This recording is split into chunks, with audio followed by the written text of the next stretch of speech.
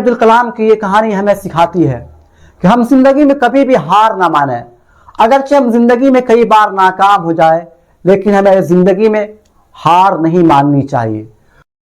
हम अपनी जिंदगी में कभी ना कभी हिम्मत हार जाते हैं, हमारा हौसला भी टूट के बिखर जाता है और दिल ये चाहता है कि हम अपने सफ़र को अब यहीं पर रोक दें। लेकिन याद रखें, यही हमारी ज़िंदगी में जीतने और निखरने का बेहतरीन मौका होता है। आपने भी सुना होगा कि जीतने का असल मज़ा हारने के बाद ही आता है। अगर आप भी अपनी ज़िंदगी में हार रहे हैं तो इसका मतलब ये हरगिज़ नहीं कि आप आगे नहीं बढ़ सकते, बल्कि हमारी ज़िंदगी में कुछ नाकामियाँ हमें बहुत आगे तक ले जाने के लिए आती है। आप भी अगर अपनी ज़िंदगी में किसी फील्ड में हिम्मत हार रहे हैं तो आपको एपीजे अब्दुल कलाम की ये कहानी और उनकी बातें काफ़ी हौसला देगी और ज़िंदगी में आगे बढ़ने में यकीनन आपकी मदद करेगी। मैं हूं ज़ियाउल इस्लाम, आप देख रहे हैं अपना यूट्यूब चैनल इजी लाइफ। आप अगर अभी तक इस चैनल से जुड़े हुए नहीं हैं तो इस चैनल को सब्सक्राइब कर लें और ये जो घंटी का निशान आप देख रहे हैं, आप इसे भी हल्का सा छू दें। मुझे यकीन है कि मेरी वीडियो आपके लिए मुफीद साबित होगी। एपीजे अब्दुल कलाम की ज़िंदगी इंतहाई मुश्किल और परेशानियों से भरी हुई थी। एक वक्त ये आया कि एपीजे अब्दुल कलाम ने अपनी पढ़ाई मुकम्मल कर ली तो उन्हें एक नौकरी की तलाश थी। उन्होंने इंडियन एयरफोर्स में फाइटर पायलट बनने का सपना देखा था। इसके लिए उन्हें देहरादून एयरफोर्स सिलेक्शन बोर्ड में इंटरव्यू के लिए जाना था। लेकिन परेशानी की बात यह थी कि एपीजे अब्दुल कलाम के पास इतने पैसे नहीं थे कि वो वहाँ जाकर दरख्वास्त को जमा कर सके। जब उनकी बहन जौहरा बीवी को ये बात मालूम हुई तो उसने अपने गहने गिरवी में रख दिए और कलाम को पैसे दिए ताकि वो एयरफोर्स में जाकर इंटरव्यू दे सके। चुनांचे एपीजे अब्दुल कलाम के लिए सुनहरा मौका था। वो इंतहाई खुशी और जोश के साथ देहरादून पहुंचे, लेकिन किस्मत को कुछ और ही मंजूर था।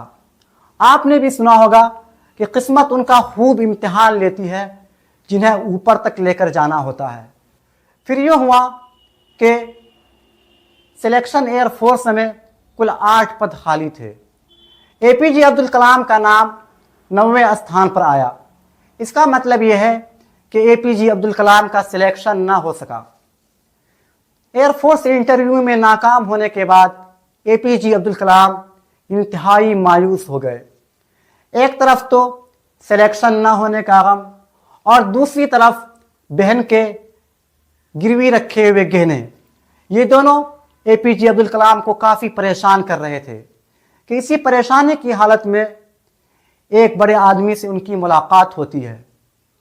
उस बड़े आदमी ने एपीजे अब्दुल कलाम से कहा कि जो हुआ शायद ये तुम्हारे सोच के मुताबिक नहीं था, लेकिन हो सकता है कि ईश्वर की योजना इससे भी बड़ी हो। लिहाजा अगर तुम कड़ी मेहनत करते रहोगे तो तुमको इससे भी बेहतर चांस मिलेगा। इसके बाद दोस्तों एपीजे अब्दुल कलाम की ज़िंदगी बदलती है। एयरफोर्स सिलेक्शन में नाकाम होने के बाद एपीजे अब्दुल कलाम ने फिर भी हार नहीं मानी। उन्होंने आईएएस आरओ में वैज्ञानिक बनने की तैयारी शुरू कर दी और खूब मेहनत की, यहाँ तक कि वो इंडिया के बड़े वैज्ञानिकों में से एक बन गए। दोस्तों एपीजे अब्दुल कलाम की ये कहानी हमें बहुत कुछ सिखाती है कि हमें कभी भी हिम्मत नहीं हारना चाहिए, इसलिए कि हमारी ज़िंदगी में नाकामियाँ ये हमारी ज़िंदगी का एक हिस्सा है। अगर हम ज़िंदगी में नाकाम हो जाते हैं तो इसका मतलब ये नहीं कि ये हमारा अंत है, बल्कि कुछ नाकामियाँ हमारी ज़िंदगी में कामयाबी की शुरुआत होती है। एपीजे अब्दुल कलाम की ये कहानी हमें ये भी सिखाती है कि कभी कभी किसी चीज़ का ना मिलना ही हमारे लिए बेहतर होता है। अगर एपीजे अब्दुल कलाम का सिलेक्शन एयरफोर्स में हो जाता तो क्या आज वो इंडिया के इतने बड़े वैज्ञानिक बन पाते? आप कमेंट में बताना, बन पाते या नहीं। शायद कि नहीं बन पाते।